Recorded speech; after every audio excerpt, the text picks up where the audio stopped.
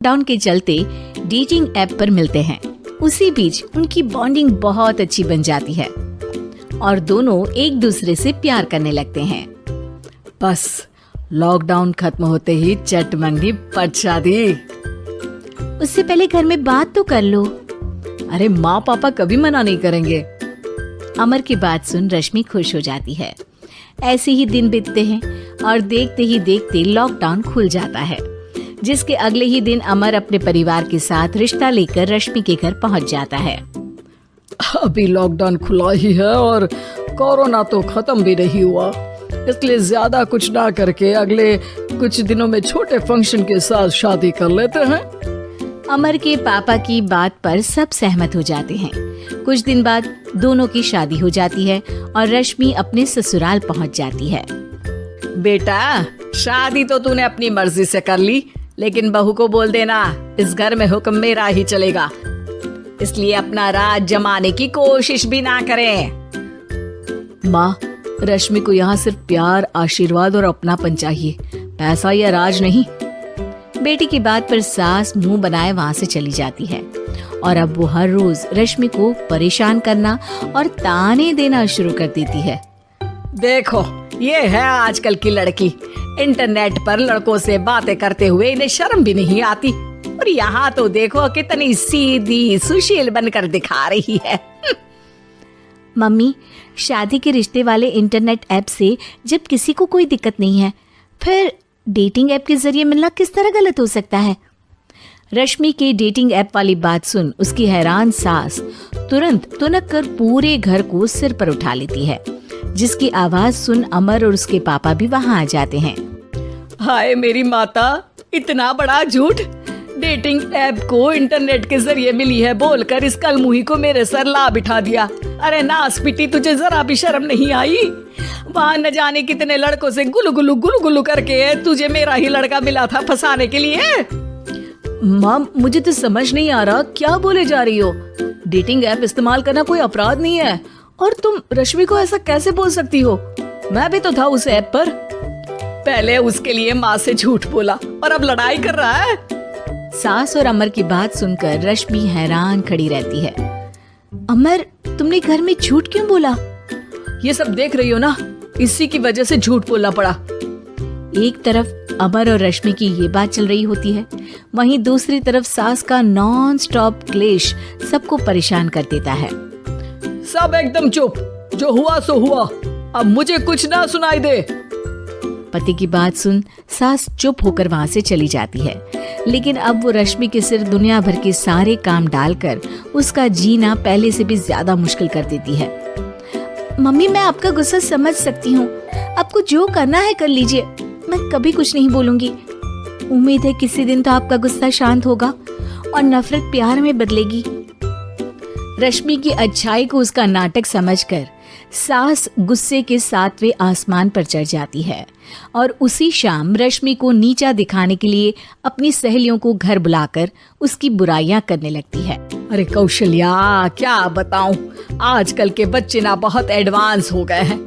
पहले रिश्ते घर परिवार वाले सब देख परख के कराते थे, और अब ये लोग खुद न जाने कहां कहां मिलकर खुद ही सब कुछ पक्का करके हमें बता देते हैं। लड़की का कैसा दिन धर्म, कैसा ईमान, कैसा चरित्र कुछ नहीं पता, बस प्यार किया और घर लाकर बिठा देते हैं। अरे ऐसा क्यों बोलती हो? आजकल बच्चे अपने आप में बहुत समझदार हो गए हैं, और फिर पूरी जिंदगी तो उन दोनों को ही साथ निभानी है। अपनी पसंद से शादी कर भी ले तो क्या दिक्कत? तू ही देख ले, पहले इतना अच्छा बेटा और अब सोने पर सुहागे जैसी सर्वगुण संपन्न बहू। और पता है, अभी कुछ दिन पहले मेरी बेटी ने मुझे डेटिंग ऐप के बारे में बताया, जहाँ लड़का लड़की अपनी पसंद से अपने आप एक दूसरे को चुन लेते हैं, और फिर अगर सब सही रहता है तो बात आगे भी बढ़ जाती है। अरे इसमें इतना खुश होकर क्या बता रही हो? ये तो गलत है। न जाने कौन क्या है, कितना झूठ कितना सच है। अरे पर सोचो, जब तुम किसी के बताए रिश्ते को देखने जाते हो तो क्या एक ही बार देखने से सच झूठ का पता लगा सकती हो? जरूरी नहीं कि बच्चों का लिया फैसला हमेशा गलत हो। अरे बहुत बार हमसे भी तो गलत फैसले होते हैं ना। अच्छे बुरे लोग तो हर जगह मिल सकते हैं, फिर इसमें सिर्फ बच्चे ही गलत कैसे? सहेलियों की बात सुन सास सोच में पड़ जाती है और इसी तरह कुछ दिन बीत जाते हैं, जिसमें ना तो वो रश्मि को परेशान करती है और ना ही कोई ताना सुनाती है, जिसे देख रश्मि परेशान हो जाती है। मम्मी, आपकी तबीयत तो ठीक है ना? कुछ दिनों से देख रही हूँ आप मुझे कुछ बोलती ही नहीं। तो मेरा परेशान करना ज्यादा अच्छा लगता है क्या? नहीं, आपकी शांति उससे ज्यादा परेशान कर रही है। शांति इसलिए है क्योंकि मुझे एहसास हो गया है कि गलत तुम लोग नहीं, मेरी सोच है। प्यार तो एक सुंदर एहसास और शादी खूबसूरत साथ है। अगर ये साथ सच्चा है तो कहीं पर भी किसी भी तरह जुड़ा हो, उससे कोई फर्क नहीं पड़ता। आप कौन है? इतनी अच्छी बातें मेरी पत्नी तो नहीं बोल सकती। क्या आप भी? स्वाति ने इसी साल शहर के कॉलेज से पढ़ाई पूरी की है और अब उसके लिए जगह जगह से रिश्ते आने लगे हैं। स्वाति से ज्यादा उसके रिश्तेदारों को उसकी शादी की चिंता है, इसीलिए जो भी स्वाति के घर आता वो किसी नए लड़के की खबर जरूर ले आता। अरे दीदी, ये फोटो देख के बताओ कैसा है? राहुल नाम है लड़के का, मेरी सहेली की बहन का बेटा है। अपनी स्वाति के साथ एकदम प्यारी जोड़ी लगेगी इसकी। जरा दिखाना, फोटो तो बढ़िया लग रहा है। कोई गलत आदत वादत तो नहीं है ना इसे? और कमाता कितना है? अरे कोई गलत आदत नहीं है दीदी, आप कहो तो एक मीटिंग करवा देती हूँ, फिर सब कुछ फाइनल कर लेना। हाँ, ये सही कह रही हो तुम। संडे को स्वाति के पापा भी घर पे ही रहेंगे। बुआ फिर वहाँ से चली जाती है और रात को स्वाति की माँ उससे कहती है, स्वाति बेटा, आज कमला बुआ ने एक लड़के की फोटो दिखाई है। संडे को वो लोग मिलने आ रहे हैं, तैयार हो ना तुम बेटा? अरे मम्मी, आप कहाँ कमला बुआ के चक्कर में आ जाती हो? अभी इतनी जल्दी कोई शादी वादी नहीं करनी है मुझे। अरे बेटा, अच्छा लड़का है, बुआ जानती है उसे अच्छे से। हाँ स्वाति बेटा, एक बार मिल तो लो, बाद में देखेंगे आगे क्या करना है। वैसे तो कमला रिश्ता लाई है तो मना करने का तो कोई सवाल ही नहीं उठता। संडे की सुबह होती है और कमला बुआ राहुल और उसके मम्मी पापा को लेकर स्वाति के घर आती है। अरे आइए आइए भाभी, इसे अपना ही घर समझिए, इनसे मिलिए। ये मेरे भैया और ये मेरी भाभी है। नमस्ते भाभी जी, ये है हमारा लड़का राहुल, सरकारी नौकरी की तैयारी कर रहा है ये। वैसे आपकी बेटी कहाँ है? अरे स्वाति बेटा, बाहर आ जाओ। वैसे कितनी पढ़ाई की है स्वाति ने? जी, पोस्ट ग्रेजुएट है हमारी बेटी साइंस में। ये सब तो ठीक है, पर घर संभालना जानती है या नहीं? हमें कौन सी इससे नौकरी करवानी है? नौकरी तो मेरा बेटा करेगा ही। पर मैंने इतनी पढ़ाई की है और आप चाहती हैं कि मैं घर पर ही बैठी रहूं? अरे स्वाति बेटा, ये बड़ों की बात में तुम कहाँ बोल पड़ी? हम सब देख लेंगे क्या करना है क्या नहीं। हम तो इसी बात में विश्वास करते हैं कि घर के लड़कियां घर में ही रहे तो ज्यादा अच्छा रहता है। वरना भाई साहब, आप तो आजकल के हाल जानते ही हैं, कितनी घटनाएं होने लगी हैं औरतों के खिलाफ। स्वाति बेटा, रसोई का काम तो पूरा जानती हो ना? शादी के बाद तुम्हें ही संभालना है वो सब। अरे बहुत अच्छा खाना बनाती है ये, आप सब लोग इसकी तारीफ करते नहीं थकेंगे। लो भाई, हो गई मीटिंग, अब शादी की तारीख फाइनल कर लेते हैं, क्यों भैया? भाई, हम तो पंडित जी से चर्चा करने के बाद ही तारीख फाइनल करेंगे। सालों से हम उनकी बातें मानते हुए आ रहे हैं। लड़के वाले और कमला बुआ की बातें सुनकर स्वाति एकदम नाराज हो जाती है और उसे लगने लगता है कि शादी के बाद उसे घर पर ही बैठना पड़ेगा। लेकिन घर वालों के आगे उसकी एक नहीं चलती और उसे शादी के लिए हाँ कहना पड़ता है। शादी का दिन आ जाता है और सब मंडप में जमा होते हैं। अब फेरों का समय हो गया है, अब कन्या अपने वर से 7 वचन मांगेगी। आप किसी धार्मिक आयोजन में जाए तो मुझे भी ले जाएंगे। आप मेरे माता पिता का भी बराबरी से सम्मान करेंगे, हमेशा मेरा साथ निभाएंगे। आपको दोनों परिवार की जिम्मेदारियां बखूबी निभानी होगी। हर जरूरी बात में मेरी भी राय लेंगे। आप सभी गलत आदतों से दूर रहेंगे। आप मेरे अलावा किसी और औरत से कोई गलत संबंध नहीं बांधेंगे। ये 7 वचन पूरे हुए, पर क्या तुम्हें ये सारे वचन मंजूर है? जी हाँ पंडित जी, मैं सारे वचन अच्छी तरीके से निभाऊंगा। अरे वाह वाह, बढ़िया तरीके से सब काम संपन्न हो गया। तो इसी के साथ विवाह संपन्न हुआ और आज से ये दोनों पति पत्नी हुए। 1 मिनट पंडित जी, अभी एक वचन लेना बाकी है। अब कौन सा वचन है बेटा?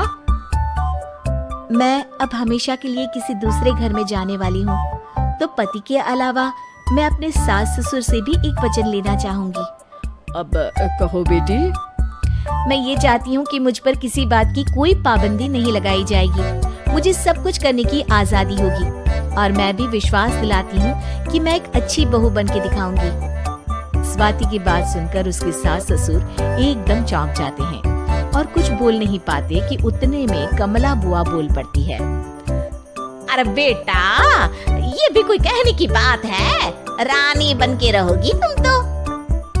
वचन देने से पहले सोच लीजिए, क्योंकि शास्त्रों में वचन ना निभाने वालों के लिए नरक से भी बदतर सजा लिखी है। स्वाति की चालाकी से वहाँ मौजूद सब लोग प्रभावित हो जाते हैं और लोगों में बदनामी ना हो जाए, इस कारण स्वाति के सास ससुर को उसे वचन देना पड़ता है। और कैसी अपशकुन वाली बातें कर रहे हैं आप पंडित जी? हमें मंजूर है बेटा तुम्हारी शर्त। स्वाति अपनी समझदारी से अपनी बात अपने ससुराल वालों से मनवा लेती है और खुशी खुशी राहुल से शादी कर लेती है। अब से हर शादी में मैं खुद 8 वचन दिलवाऊंगा। ओम मंगलम मंगलम मंगलम। की बहू रश्मि के बीच एक दिन बहस छिड़ जाती है। आखिर किसका काम ज्यादा आसान है, बहू का या सास का? माँ जी, सास को काम ही क्या है, आपके सारे काम उंगलियों पे तो हो जाते हैं। कुछ भी। हाँ, हिसाब तो उंगलियों पे ही हो जाता है ना। अरे बेटा, ऐसा सिर्फ अभी लगता है। जो मुझे करना पड़ता है ना, वो तुझे करना पड़े तो समझ आएगा कि असली काम का पहाड़ कैसा होता है। ठेले बराबर वजन भी नहीं है आपके काम में, और बात पहाड़ों के वजन की कर रही हैं आप। तू ऐसा करती ही क्या है घर में बेटा, ये तो बता मुझे। मैं थोड़ी ना कुछ करती हूँ, सब जादू से हो रहा है इस घर में। अरे एक दिन मेरा काम करोगी तो समझ आएगा। Okay okay, shut up. कल से मैं घर के काम करूंगी और तू मेरी जगह हर चीज का हिसाब रखना, ठीक है? ठीक है, ये भी कर लेते हैं।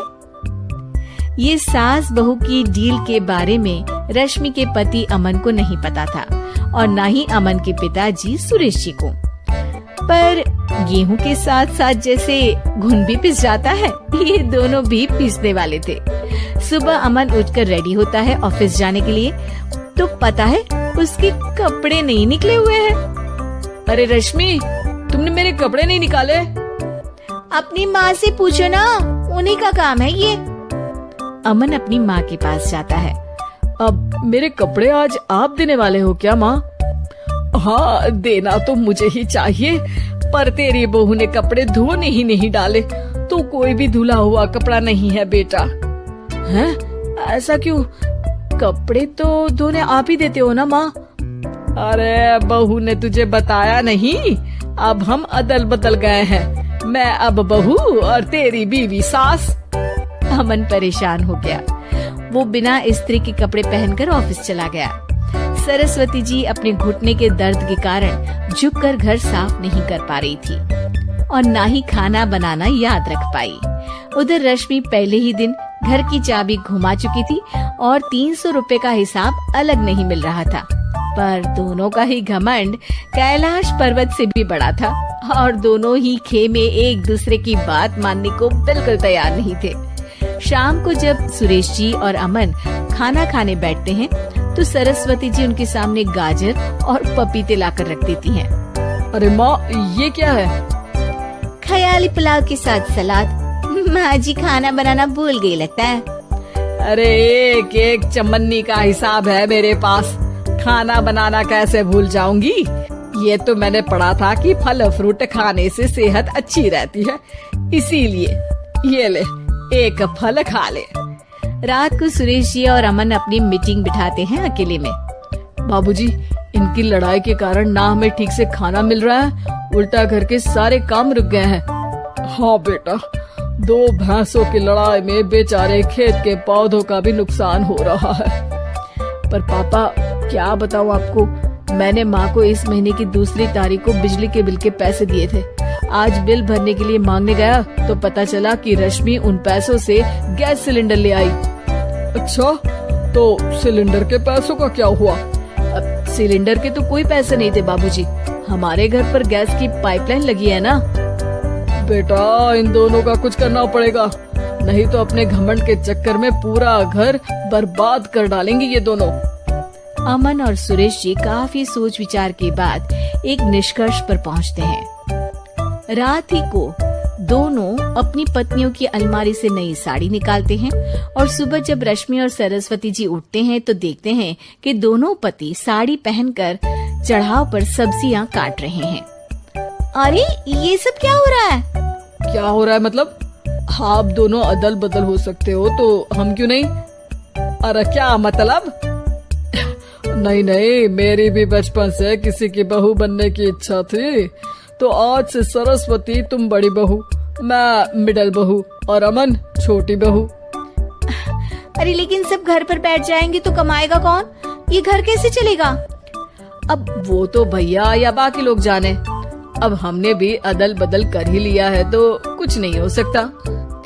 रश्मि और सरस्वती जी को समझ में आ जाता है कि उन दोनों की आपस की डील के वजह से इन दोनों को बहुत तकलीफ हो रही है और उनके ईगो ने दूसरों को कितनी यातनाएं दी है। अब असल में माँ जी आप सही थी, सास बनना बहुत मुश्किल है।